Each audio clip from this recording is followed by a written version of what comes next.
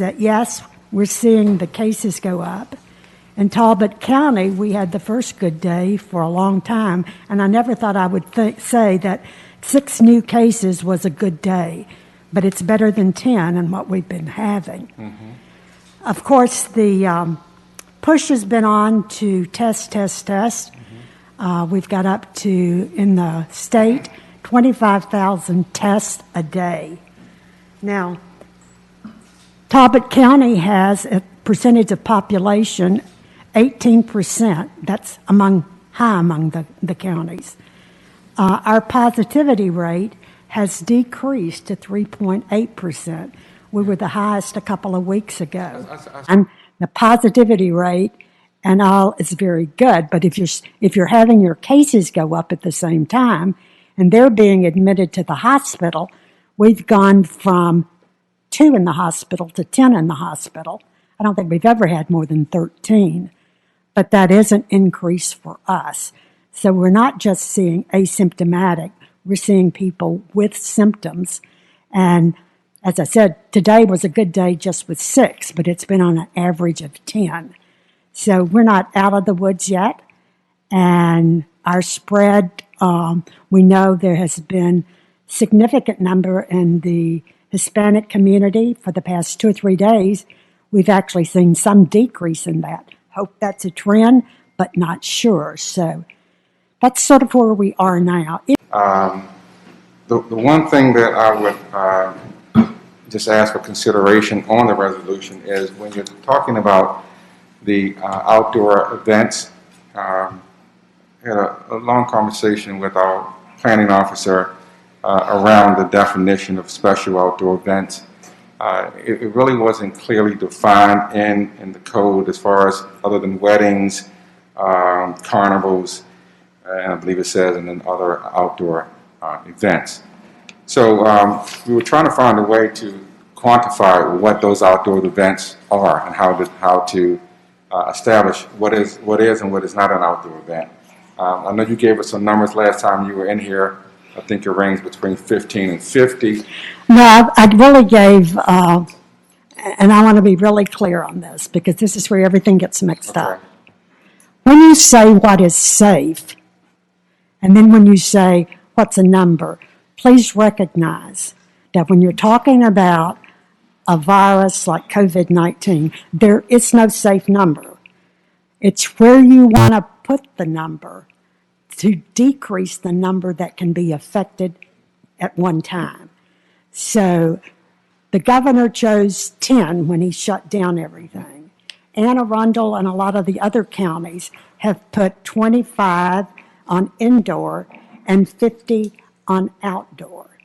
So those were numbers that were chosen. It doesn't mean that every indoor gathering of 25 is safe, and so the outdoor too, but that's just some numbers that's been chosen. Yeah, that's certainly understandable. You still have to maintain the social distancing indoors. You still have to maintain face masking indoors. And then, of course, the sanitation of those areas that the public comes in contact with, those countertops, tables, chairs, doors, and those things, I think also have to be done. But just focusing on the outdoor component of this gatherings, large gatherings on page number 4, where it talks about inserting a number for outdoor. I'm like you, Dr. Wiley. I was a bit uncomfortable to actually put a number in there because I did not know what that number should be. And in conversations that I had with the planning department, again, going back to defining what an outdoor event is, we looked at a couple different things here that I want to bring out to council. And I think you all should have got a copy of this. Mary Kay sent it out earlier today. Right now in the ordinance it reads that the outdoor special events include but are not limited to carnivals, weddings, festivals, music, fairs, or concerts, educational, cultural events, or similar gatherings. So when we talk about how those outdoor events should be recognized, we were looking at whether or not certain things were in play. If there was entertainment being offered, paid entertainment, if there was a mission being requested for a person to come onto the property.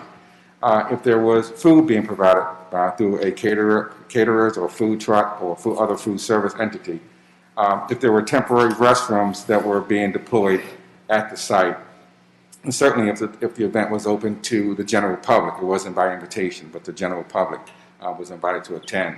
So we were looking at those things that kind of say that if you had an event that was more than 50 people, that is the number that we were looking at, and it had one of those 5 items. It was either a paid admission to get onto the grounds, they either had a contracted caterer service or food truck, or they had paid entertainment. If it had one of those 5 entities, then what we were going to look at is that was a quote-unquote special event. They would need a temporary use certificate. And in order to get to the number, you would let the planning officer in your office come down, look at the site, do a site visit, and then determine what the safe number could be. You could have a 10-acre property, and if they're going to do, a small concert, perhaps 150 people spread out would be reasonable on 10 acres. But I wanted that number to be determined based on a site visit and based on the nature of the event, and not just to plug in a number of 50 or 75. So I know, but keep in mind, I'm not getting my email done to 7 o'clock at night. How much more time do I have to look at everybody that wants to have a party? But it would still be on your workload to review the site plans and... That's what I'm saying. Yeah. Oh, you're referring to... I don't have the time. Right. We've got a pandemic. We've got contact tracing. We got testing to do. And to say I don't want to put a limit on it, fine and dandy. Don't put a limit on it, but don't put the other in. You either put a limit on it and hold it without 3,000 exceptions that Frida can't approve. I'm tired of being people's mother to try to find the loophole to how they can have a party. If you don't want limits on it, don't put limits on it, but don't put it in that everybody can come to me and see if they can have a gathering. I don't have enough hours in the day to do that. Right, and I didn't mean that your office would be the one to go down and do the site visit. I mean, the planning officer is there. We have co-compliance officers who can go down and do that. So it would not be laid at your doorstep to go down and do that visit. So we already set up to do what we can do with the restaurants. That's set up with the licensing and all, has nothing to do with the legislation tonight. The liquor board, that's already set up, okay? If you're setting civil penalties for what... Apologize. If you're setting civil penalties for what the governor had a criminal citation for, then that's one thing. That's on the mask, okay? I understand that, and that's fine. On the bar, about not having, if you have a liquor license, you don't serve at a bar. Very concise. People can understand that. It's over, okay? But if you're going to limit gatherings, define the gathering and put a limit, or don't do anything. Okay. Mr. Pack, I think Dr. Wiley is extremely telling us what we should and shouldn't do, and it's quite obvious we don't put a limit on it. We enact a civil penalty, and we call it a day. Yes, the governor only covers 50% for indoor. There is no limit on outdoor activities, and that's where I was speaking to. I agree with you. I think the indoor activities, I would like to see us stay in step with the governor and just say do it as 50%, and there you go. But for an outdoor activity, you mentioned the balloon festival and those types of events that are done on private property, but they're inviting more than 50 people. We need to find a way to determine what what is an appropriate amount? And I understand what you're saying. You don't want to set a number, and I'm not saying we need to set a number, but you need to find a way to go down and the planning officer, the code enforcement officer, meet with the property owner. What are you going to have? How big is your lot? Where are you going to put the bathrooms? Where are you going to put your parking? Are you going to have hand sanitation stations? Are you going to require masking? Those kind of questions, just to get a better idea of how they're going to keep people safe. What happens is when people are planning these things, they have very good intentions. Everybody's going to wear a mask. Everybody's going to stay 6 feet apart. And then when they get the alcohol out and they've been there 2 hours, you don't see a mask or anything, okay? And so that's the difficulty of, and I grant you, I know the difficulty of defining which group you want to talk about. And I guess my question is, which group is immune to the virus? Maybe we could decide it that way, because nobody is. Right. And I know that we got letters from some vendors who are planning outdoor weddings, and of course outdoor is better than indoor. And we need to find a way to, in my opinion, to see if those events can be done safely. And again, it's going to require somebody going down and meeting with the property owner and looking it over and making that determination. I know a lot of the people have probably called you and told them how they've planned it, so their weddings are all very much in line with the governor's order. I might say that I get lots of calls on those same weddings, and they're not exactly according to the governor's order. No social distancing, no mask, and they're together for quite some time, okay? And yes, they're outdoors, that's better than indoors, right. But we've got quite a few indoor ones occurring too. Make a motion that we could table this resolution for tonight and maybe come back with a COVID permit for an event that would never happen. And that should be the main point that everybody knows here. And Dr. Wadley, when we spoke the other day, I said, what's the magic number? For us to be safe, what is it? And you said 1. Groups of 2 spread this. So we need the public to be informed and aware of the dangers that are out there. I would at this time recommend tabling this piece of legislation and going ahead with Mrs. Price's. It's clean, clear. It addresses the civil violation that we wanted to address. It gives Dr. Wadley an additional tool in her toolbox while we try to figure out if there's a way to limit events and remind the public that the pandemic is still going on, and if you have a COVID wedding, you're going to have a COVID contact, most likely. I know I started this because I made recommendations for what I thought we needed in addition to what was going on for COVID-19. I felt I should go on record of telling you what the health officer thought, along with many other health officers of the state, as they sent 6 of the large metropolitan areas in. And there was 2 things about that. It was, first, we need to enforce masks. We need to have civil penalties for it instead of a criminal penalty. And it was, second, control the number of that can be in a gathering, indoor and outdoor. So, let me be very clear. If you're not ready for that, I'll withdraw those recommendations. I want it on record to what I thought, then I want it on record to what you thought. So if you're not ready to do that, fine and dandy. I'll withdraw that. I don't think that's necessary. Again, the outdoor, as you indicated, how do we? I just don't want it on record because of all that I've gotten about. She says we can't do this. No, she said, and trust me, you've used me for the bad guy. I don't mind being the bad guy, but I don't want my name on that legislation. Your name is not on the legislation. As far as your name being on the agenda, I don't want it said that I was for. I understand. Okay. I did not add your name to the agenda. That was not of my doing. If you're directing that towards me, your name is not on the legislation as introduced by the members of council. The civil penalty is incorporated in here for our co-compliance officers to issue.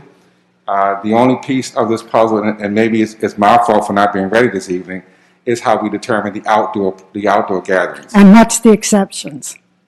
And what are the exceptions? Yeah. Yes. So that and that's all I'm asking council to basically wait and for me, because I don't have that language together. I did have conversation with Miss Verdery. I have the email, but I don't have it drafted by Mr. Cooper Smith to actually insert in. Just wanted to make those remarks. Crystal clear, absolutely.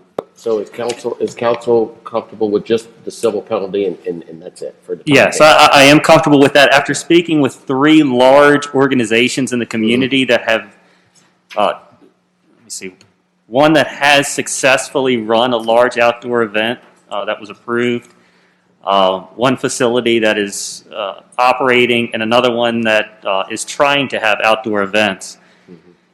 The numbers of people that would attend the different events are completely different. And you're looking at farmland to a business to a venue. It was amazing to me to hear that some people are able to do things, and I'm not going to say safe because it's not safe, but there are ways that people can get out there and socially distance and still continue. That's going to be an incredibly difficult, especially over here on the shore. You know, you tell a farmer they don't have enough space and they have 1,000 acres, they're going to look at you a little funny. So, And that's precisely my point, is that when you talk about the temporary use certificate, you know, when you talk about those other events outside of weddings and carnivals, how do you determine that? And so, again, if you would just allow me to get the language together, you can insert it in, you'll have it before next week's vote to consider, and that way the compliance officers and code enforcement officers, when they go down to meet with the vendor, if it's a 10-acre lot and he's doing an outdoor event, they can meet with them and say, here, where are you going to put your porta potties? Where are you going to put your parking? And then make a determination with them what that number is. Again,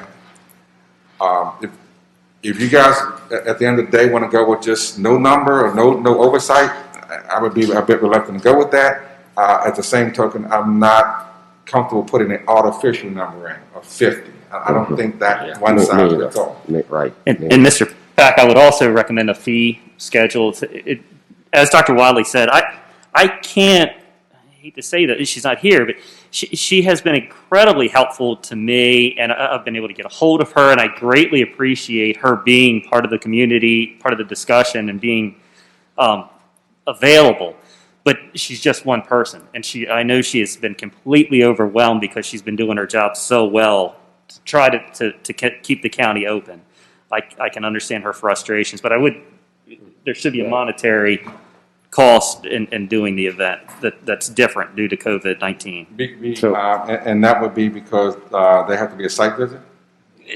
There's just a lot of extra time spent. I'm okay with that. I would keep that in consideration. Okay. Well, the criminal penalty is still in play, even with the civil penalty. Dr. Watley still has underneath the food beverage enforcement code. She still can go in and close the business down.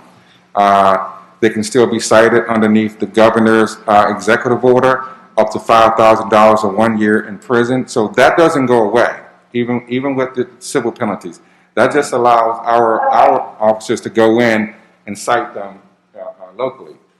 Dr. Wiley, at her discretion, does not have to wait for these steps to play out.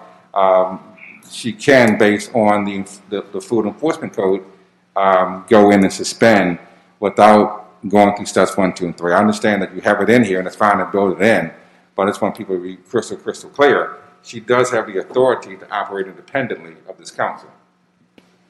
So Dr. Wadley asked for 3 things. The civil violation's one of them. If we pass Laura's amendment today, we could go ahead and give her one of the 3 things she asked for, and then we can come back and craft the legislation for the other 2 things that she's asking out of the other resolution.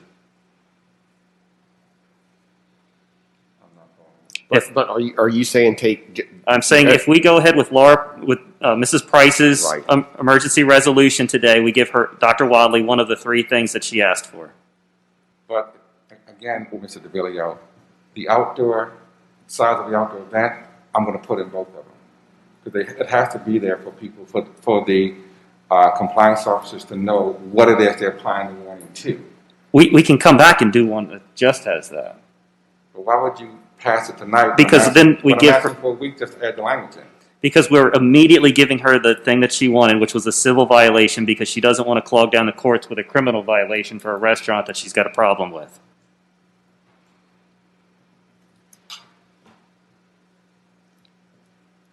And then you're going to have to go back and reintroduce the language next week?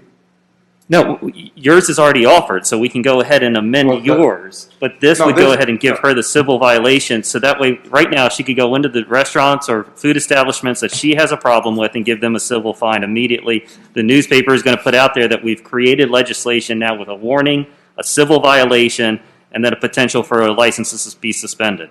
That message alone is going to tell restaurants in the community the county is cracking down and wants us to be safe. We're giving Dr. Wadley a tool that she's now able to give a civil violation opposed to a criminal violation, which I think anybody who's ever been given a speeding ticket would appreciate. And we're moving the other legislation along to give you the opportunity to craft that for the outdoor gatherings.